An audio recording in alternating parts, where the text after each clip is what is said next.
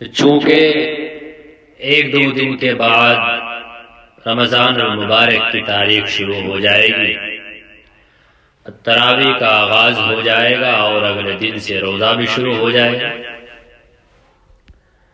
تو رمضان المبارک کے مہینے کے تعلق سے میں عرض کر رہا تھا، رمضان المبارک کا مہینہ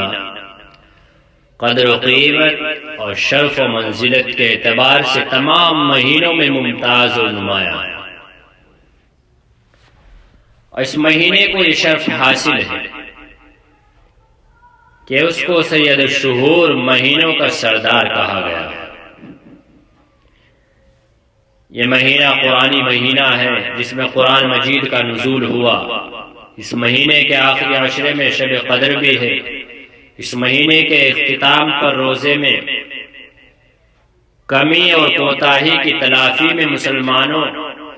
صدقہ فدرہ ادا کرنے کی جو اللہ نے ہمیں فضیلت دی ہے وہ بھی۔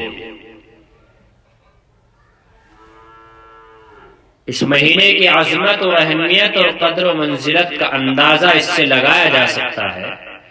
کہ آپ صلی اللہ علیہ وسلم اس مبارک مہینے کا 2 ماہ قبل پہلے سے ہی شدت سے انتظار کیا کرتے تھے، اور اس مہینے کو پانے کے لیے اللہ سے دعا بھی فرمایا کرتے تھے۔ آپ صلی اللہ علیہ وسلم رمضان المبارک سے پہلے ہی اس کا اہتمام اور اس کی تیاری شروع کر دیتے تھے۔ حدیث شریف میں کمر کس لینے کا لفظ استعمال ہوا ہے۔ شعبان کے مہینے میں کثرت سے روزہ رکھتے تھے، اور تقریباً شعبان کے زیادہ تر دنوں میں روزے ہی سے رہتے تھے۔ تلاوت و تسبیح اور نفلی نمازوں کا خوب اہتمام فرماتے تھے، اور یہ سب کچھ استقبال رمضان کے لیے ہوتا تھا۔ رمضان کا استقبال۔ اب کیا کرتے ہیں؟ اب استقبال ہوتا ہے، تیاری ہوتی ہے کیا؟ اب تیاری نظر نہیں آتی، نہ استقبال نظر آتا ہے نہ تیاری نظر آتی ہے۔ تیاری کھانے پینے کے اعتبار سے تو نظر آ جائے گی، لیکن عبادتی اعتبار سے تیاری نظر نہیں آتی۔ صحابہ اکرام رضوان اللہ علیہم اجمعین کے دلوں میں رمضان اور اس کے روزوں کی قدر و قیمت بٹھانے کے لیے ایک موقع پر آپ صلی اللہ علیہ وسلم نے رمضان کے موضوع پر ایک بلیغ اور جامع خطبہ دیا، جس کا لفظ ایک لفظ حدیث کی کتابوں میں محفوظ ہے۔ یہ خطبہ کیا تھا؟ رمضان کا مشہور وہ پیغام ہے ایمان والوں کے لیے، اور یہ امت کے لیے خصوصی استقبالیہ خطبہ ہے۔ حضرت سلمان فارسی رضی اللہ تعالیٰ عنہ بیان کرتے ہیں کہ ایک بار رسول اللہ صلی اللہ علیہ وسلم شعبان کے آخری دن میں ایک خصوصی خطبہ ارشاد فرمایا آپ نے، اے لوگو، ایک عظیم مہینہ تم پر سایہ فگن ہونے والا ہے۔ یہ مبارک مہینہ ہے، اس میں ایک رات ہے، وہ ایسی ہے جو 1000 مہینوں سے بہتر ہے۔ اللہ نے اس ماہ میں روزے رکھنا فرض قرار دیا ہے، اور اس کی راتوں میں نماز تراویح کی صورت میں قیام کو نفلی عبادت قرار دیا ہے۔ جو خوش نصیب اس مہینے میں اللہ کی رضا کے لیے کوئی نفلی عبادت انجام دے گا تو اسے دوسرے مہینوں کے اس نوعیت کے فرض کے برابر ثواب ملے گا، اور جو کوئی اس مہینے میں فرض عبادت ادا کرے گا تو اسے دوسرے مہینوں میں اسی نوعیت کے 70 فرض کے برابر ملے گا۔ اللہ اکبر، یہ صبر کا مہینہ ہے۔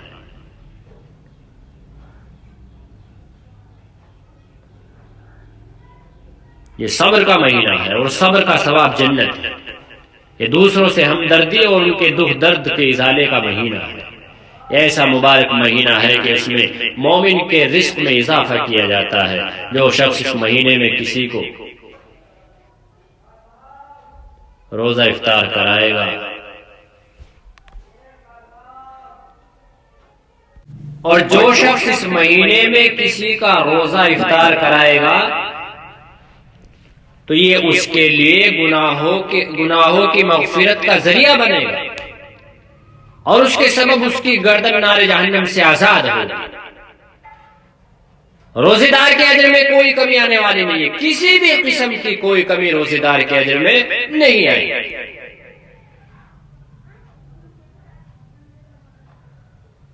حضرت سلمان فارسی رضی اللہ تعالیٰ عنہ بیان کرتے ہیں کہ ہم نے عرض کیا یا رسول اللہ صلی اللہ علیہ وسلم، ہم میں سے ہر کوئی اتنی توفیق نہیں رکھتا کہ روزے دار کا روزہ افطار کرائے، تو کیا ایسے لوگ افطار کے اجر سے محروم رہ جائیں گے؟ آپ صلی اللہ علیہ وسلم نے فرمایا یہ اجر اسے بھی ملے گا جو دودھ کے ایک گھونٹ سے یا ایک کھجور سے یا پانی پلا کر کسی روزے دار کا روزہ افطار کرائے گا۔ پیٹ بھر کر کھلانا ضروری نہیں ہے،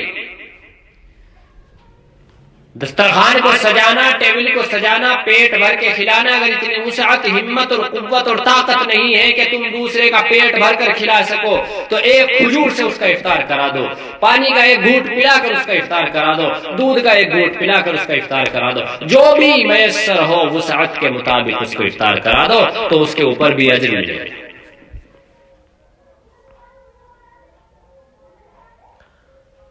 پیٹ بھر کے کھلانے کے اوپر وسعت کے مطابق یہ فرمایا جو شخص کسی روزے دار کو پیٹ بھر کر کھلائے گا تو اللہ اسے قیامت کے دن میرے حوض کوثر سے ایسا جام پلائے گا پھر وہ جنت میں داخل ہونے تک پیاسا نہیں رہے گا۔ یہ ایسا مقدس مہینہ ہے، اس کا پہلا عشرہ نزول رحمت کا سبب ہے اور اس کا درمیانی عشرہ مغفرت کے لیے ہے اور اس کا آخری عشرہ نار جہنم سے نجات کے لیے۔ اور جو شخص اس مہینے میں اپنے ماتحت لوگوں، اپنے ماتحت اپنے گھر والے ہوتے ہیں نا، اس میں اپنے چھوٹے بھائی بھی ہے، بہن بھی ہے، اپنی اولاد بھی ہے، تو اپنے ماتحت لوگوں یعنی خدام اور ملازمین، اس میں ملازمین بھی ہے، نوکر بھی ہے، خدام بھی ہے، خادم بھی ہے، رہنے والے گھر والے تمام لوگ ماتحت میں آتے ہیں جو اس کے نیچے کام کرنے والے ہوتے ہیں۔ گھر کا ایک سردار ہوتا ہے اور تمام لوگ اس کی رعایا ہوتی ہے، اس کے ماتحت ہوتے ہیں، اس کو اپنا بڑا مان لیتے ہیں۔ تو فرمایا کہ ان کے کام میں تخفیف کرے گا تو اللہ اسے بخش دے گا، اللہ اسے بخشے گا جو اپنے ملازمین پر، اپنے نوکروں پر، اپنے ماتحت لوگوں پر چھوٹ کرے گا، ڈھیل دے گا روزے کی وجہ سے، رمضان کی وجہ سے۔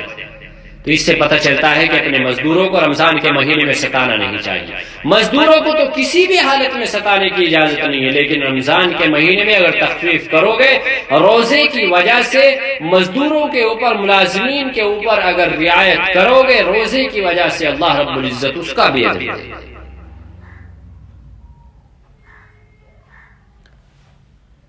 اور یہ طویل حدیث شریف روزہ رمضان کے فضائل اور اس کی اہمیت کے بارے میں ایک جامع اور ایمان افروز خطبہ منشور ہے۔ اللہ ہم سب کو اس حدیث کی روشنی میں رمضان المبارک اور روزے کی قدردانی کی توفیق مرحمت فرمائے اور اخلاص کے ساتھ رمضان المبارک کا مہینے کی عبادت نیکی اور تقوی و طہارت کے ساتھ گزارنے کی ہمت اور حوصلہ عطا فرمائے۔ چونکہ اس ماہ مبارک کے بارے میں اصحاب فہم بصیرت کہتے ہیں کہ یہ ماہ حلیم ہو یا نہ ہو، ماہ حلم ضرور ہے، اس لیے یہ ماہ غصہ پی جانے کا درس دیتا ہے، عفو و درگزر سے کام لینے کی تلقین کرتا ہے، مزاج کو آتشی اور گرم و شعلہ بنانے کے بجائے شبنمی بنانے کی مشق کراتا ہے۔ خالق کائنات کی جانب سے بندوں کے نام اس ماہ میں یہ نوٹس آ جاتی ہے، یہ پیغام آتا ہے، یہ میسج آتا ہے کہ اے بھلائی اور خیر کے طالب آگے، اور اے برائی اور بدعملی کے شائق رک جا۔ روزے داروں کے لیے جنت سجائی جاتی ہے، اور چونکہ ہمارے دلوں میں اصل میں روزے کی قدر و منزلت نہیں رہی، چونکہ یہ روزہ فرض ہے، اگر جان بوجھ کر چھوڑو گے بغیر کسی عذر کے اور قیامت تک اگر اس کے عوض میں روزے رکھتے رہو گے تو اس کا بدل پورا نہیں کر سکتے۔ ہمارے یہاں چونکہ ایک چیز اور ہوتی ہے، اور یہ دیکھا جاتا ہے کہ عموماً جو نفلی روزے ہوتے ہیں، جس کو شب برات کا روزہ بھی کہا جاتا ہے، جس کو مریم روزہ کہتے ہیں، یا 12 وفات 12 ربیع الاول کے موقع پر بعض لوگ شور مچاتے ہیں کہ روزہ روزہ روزہ، نفلی روزوں کے اوپر اس قدر توجہ دی جا رہی ہے کہ اصل کو چھوڑ کر نقل کے پیچھے امت مسلمہ پڑی۔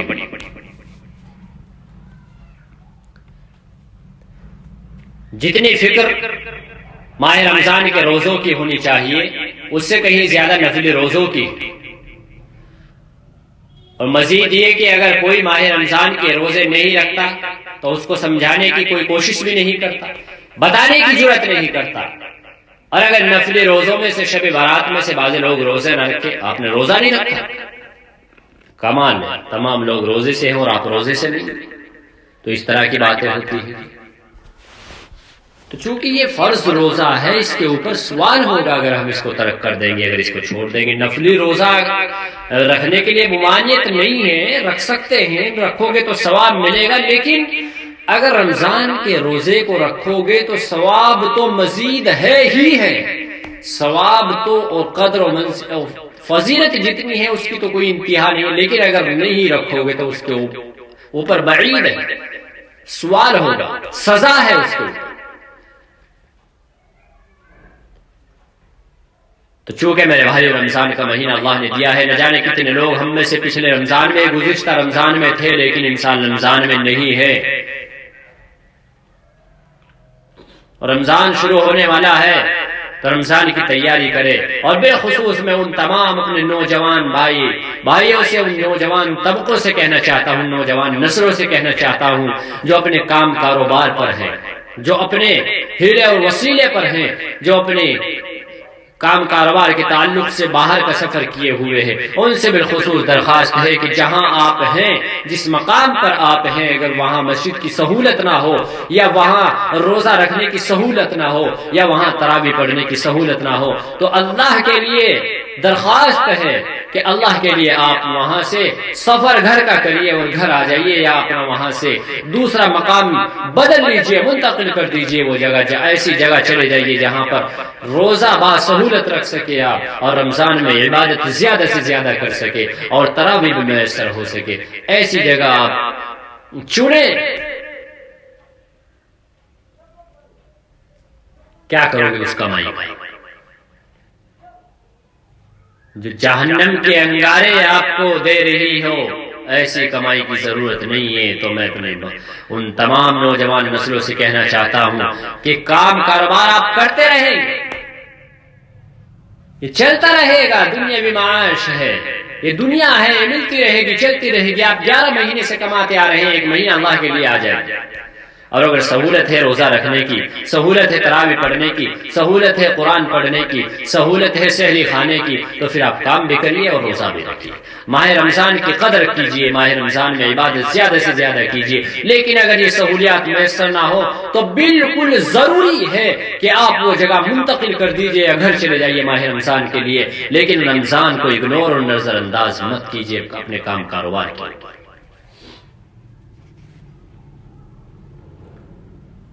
نہ معلوم اگر رمضان ملے نہ ملے، وہ عبادت ملے نہ ملے، امید کرتا ہوں کہ انشاءاللہ تعالی اللہ سے دعا بھی کیجیے کہ اللہ رب العزت ہم سب کو یہ ماہ رمضان دیا ہے تو اللہ تعالیٰ اس میں ہمیں اس کی قدردانی کی توفیق عطا فرمائے، اور اس میں خلوص و للہیت کے ساتھ ہمیں عبادت کرنے کی توفیق عطا فرمائے، اور اللہ تعالیٰ ہمارے تمام پچھلے اگلے گناہوں کو معاف فرمائے۔ وما علینا الا البلاغ۔